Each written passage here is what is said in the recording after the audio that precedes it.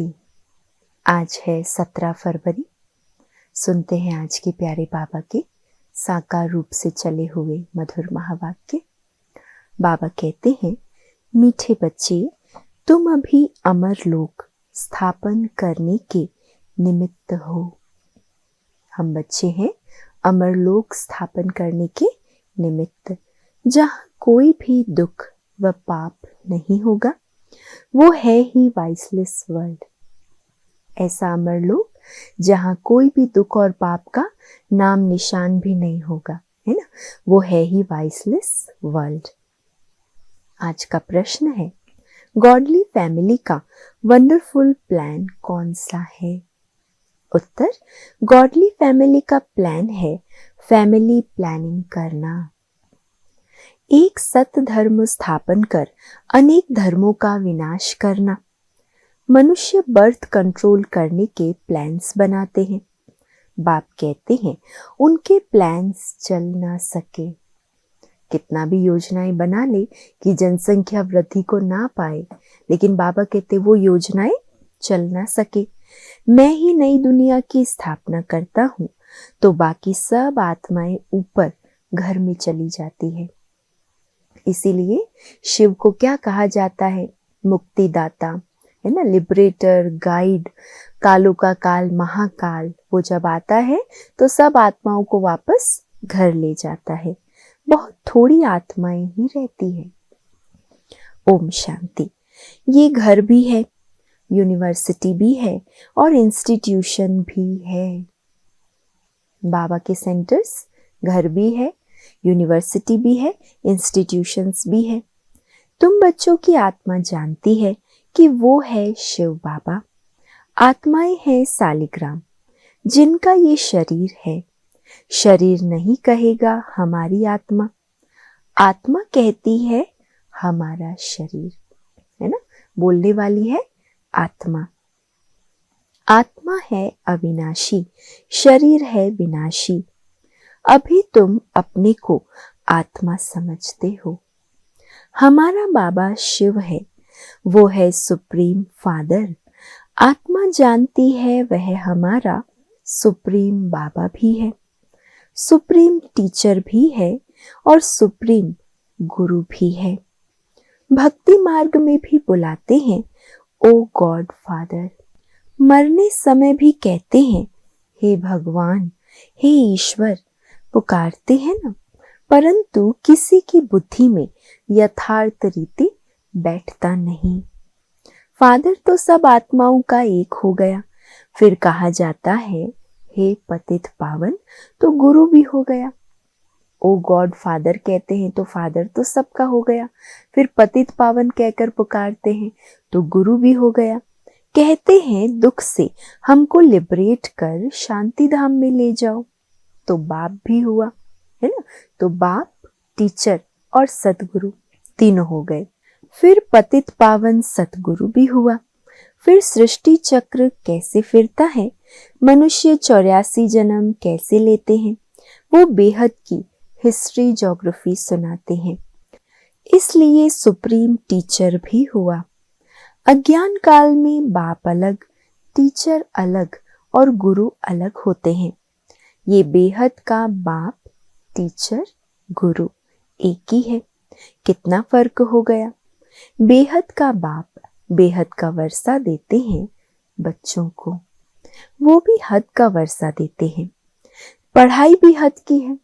दुनिया में जो भी टीचर है, फादर है, वो हद का वर्षा या हद की पढ़ाई पढ़ाएंगे। वर्ल्ड की हिस्ट्री ज्योग्राफी को तो कोई जानते नहीं। ये किसको पता नहीं है कि लक्ष्मी नारायण ने राज्य कैसे पाया, कितना समय वो राज्य चला। फिर त्रेता के राम सीता ने कितना समय राज्य किया, कुछ भी नहीं जानते। अभी तुम बच्चे समझते हो बेहद का बाप आया है हमको पढ़ाने। फिर बाबा सदगति का रास्ता बताते हैं। तुम 84 जन्म लेते लेते पतित बनते हो। अब पावन बनना है। ये है तमो प्रधान दुनिया। सतो रजो तमो में हर चीज आती है। ये जो सृष्टि है उनकी भी आयु है। नई सो पुरानी, पुरानी सो फिर नई होती है, ये तो सब जानते हैं। सतयुग में भारत ही था, उनमें देवी देवताओं का राज्य था, गॉड गॉडेज का राज्य था। अच्छा फिर क्या हुआ? उन्होंने पुनर्जन्म लिया, सतो प्रधान से सतो, सतो से रजो तमो में आए। इतने इतने जन्म लिए।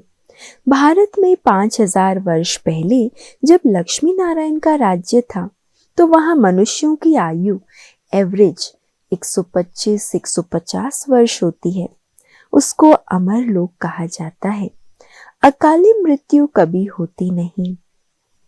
ये है मृत्यु लोक। अमर लोक में मनुष्य अमर रहते हैं और आयु बड़ी रहती है। सतयुग में पवित्र गृहस्थ आश्रम था, वाइसलेस वर्ल्ड कहा जाता है। अभी है विशेष वर्ल्ड। अभी तुम बच्चे जानते हो हम शिव बाबा की संतान हैं। वर्षा शिव बाबा से मिलता है। ये दादा वह डाडा अर्थात ग्रैंडफादर। वर्षा डाडे का मिलता है। डाडे की प्रॉपर्टी पर सबका हक रहता है। ब्रह्मा को कहा जाता है प्रजापिता, एडम और इव, आदम बीबी, और वो है निराकार गॉड फादर। ये प्रजापिता हो गया साकारी फादर। इनको अपना शरीर है, शिव बाबा को अपना शरीर नहीं है। तो तुमको वर्षा मिलता है शिव बाबा से ब्रह्मा द्वारा। दादी की मिल्कियत मिलेगी तो बाप द्वारा ना। दादा भी वर्षा बाप को देगा, बाप फिर अपने बच्चे को देगा, है ना। शिव बाबा से भी ब्रह्मा द्वारा। तुम फिर मनुष्य से देवता बन रहे हो। मनुष्य से देवता कि ये करत न लागी वार। किसने बनाया? भगवान ने। महिमा करते हैं ना ग्रंथ में, महिमा बहुत है। जैसे बाबा कहते हैं अलफ को याद करो तो बेबादशाही तुम्हारी। गुरु नानक भी कहते हैं जब साहब को तो सुख मिले। उस निराकार अकाल मूरत बाप की ही महिमा गाते हैं। बाप कहते हैं मुझे याद करो तो सुख मिले। अभी बाप को ही याद करते हैं। लड़ाई पूरी होगी फिर लक्ष्मी नारायण के राज्य में एक ही धर्म होगा। ये समझने की बातें हैं। भगवान वाच पतित पावन ज्ञान का सागर भगवान को कहा जाता है। वही दुख हरता सुख करता है। जब हम बाप के बच्चे हैं और वो बाप जो दुख हरता सुख करता है तो जरूर हम सुख में होने चाहिए। बरोबर भारतवासी सतयुग में थे, बाकी सब आत्माएं शांति धाम में थी। अभी तो सब आत्माएं यहाँ आ रही है। फिर हम जाकर देवी देवता बनेंगे, स्वर्ग में पार्ट बजाते हैं। ये पुरानी दुनिया है दुख धाम और नई दुनिया है सुख धाम। पुराना घर होता है तो फिर उनमें चूहे सर्प आदि निकलते हैं। तो ये दुनिया भी ऐसी है। इस कल्प की आयु ही 5000 वर्ष है। अभी है अंत, है ना। इस अंत समय में ये दुनिया में अति दुख, अति भ्रष्टाचार, पापाचार बढ़ गया है। गांधी जी भी चाहते थे नई दुनिया, नई दिल्ली हो, राम राज्य हो, परंतु ये तो बाप का ही काम है। देवताओं के राज्य को ही राम राज्य कहते हैं। नई दुनिया में तो जरूर लक्ष्मी नारायण का राज्य होगा। पहले तो राधे कृष्ण दोनों अलग अलग राजधानी के हैं, फिर उन्हों की सगाई हुई तो लक्ष्मी नारायण बनते हैं। जरूर इस समय ऐसे कर्म करते होंगे।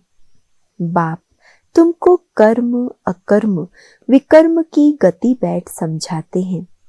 रावण राज्य में मनुष्य जो कर्म करेंगे वे कर्म विकर्म बन जाते हैं, और सतयुग में कर्म कैसे होंगे?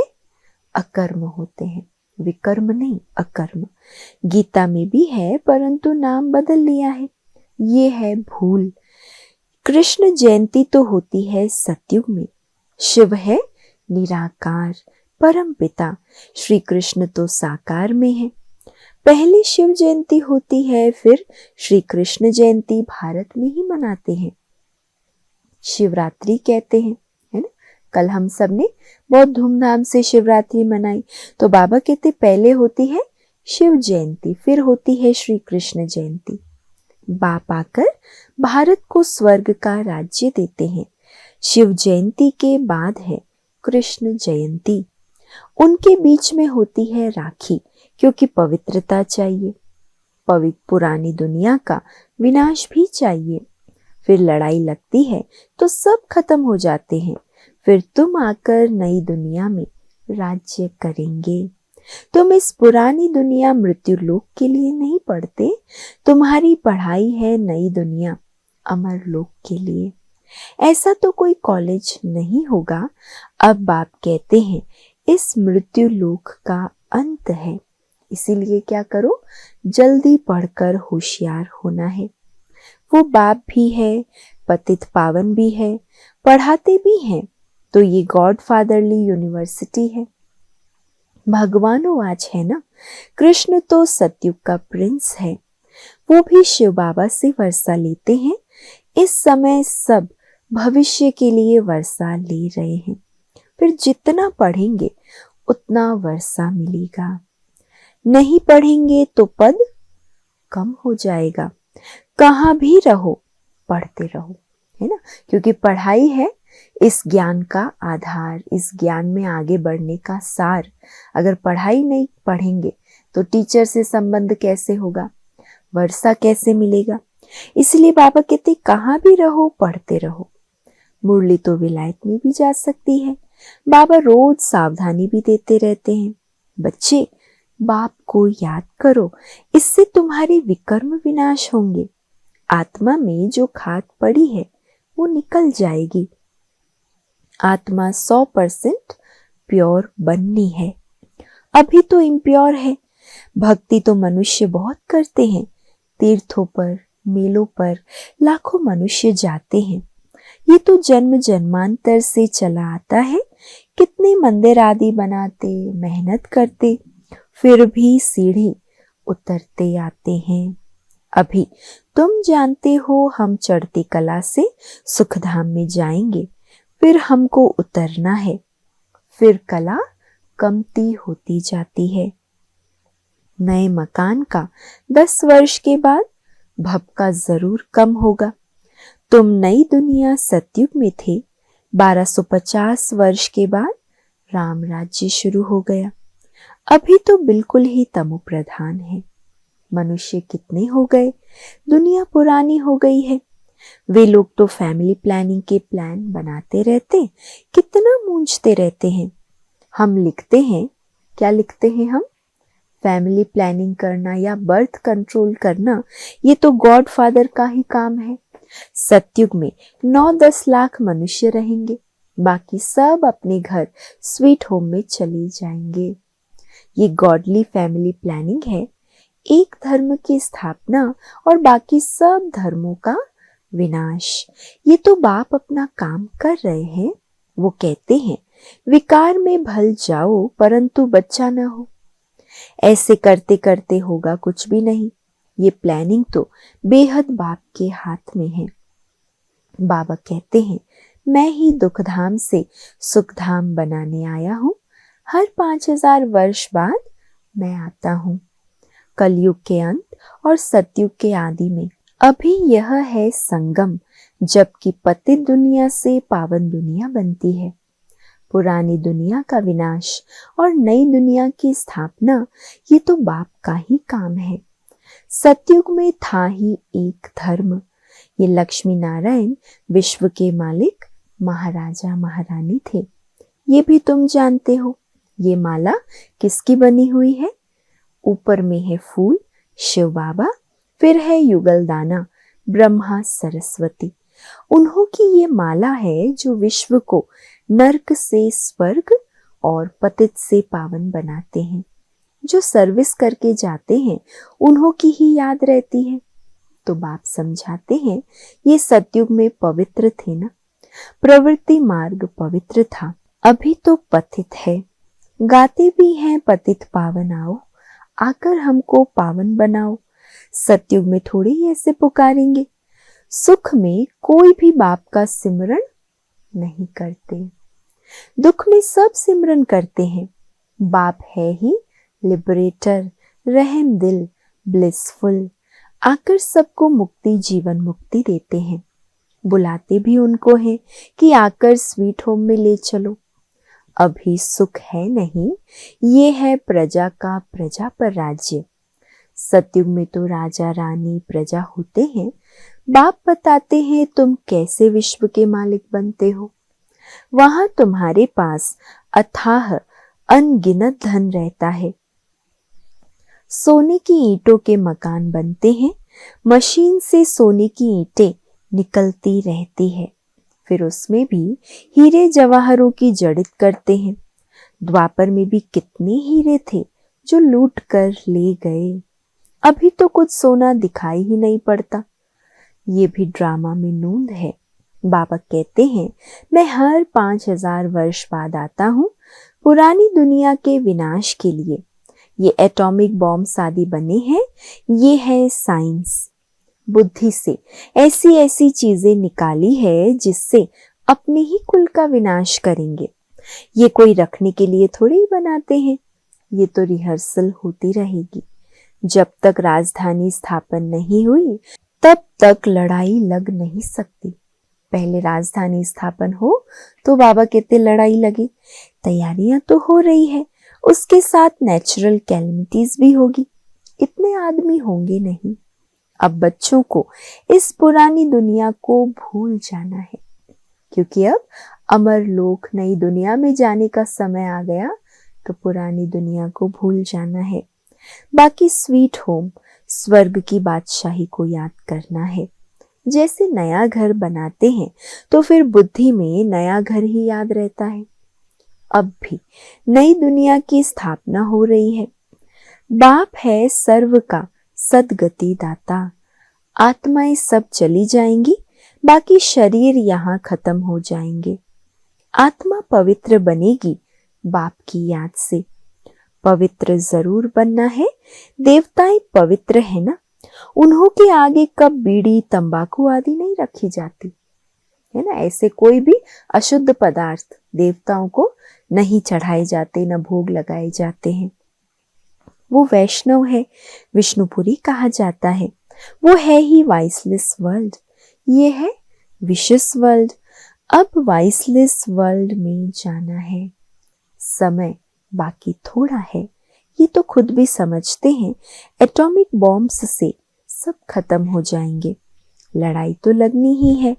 बोलते हैं हमको कोई प्रेरणा करने वाला है जो हम बना रहे हैं। जानते भी हैं कि अपने कुल का विनाश हो रहा है, परंतु बनाने बिगर रह नहीं सकते।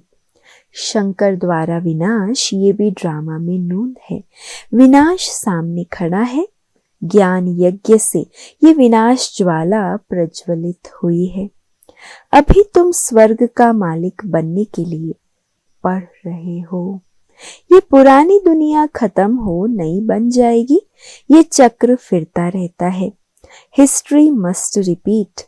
पहले आदि सनातन देवी देवता धर्म था, फिर चंद्रवंशी क्षत्रिय धर्म, फिर उसके बाद इस्लामी बौद्धी आदि आए।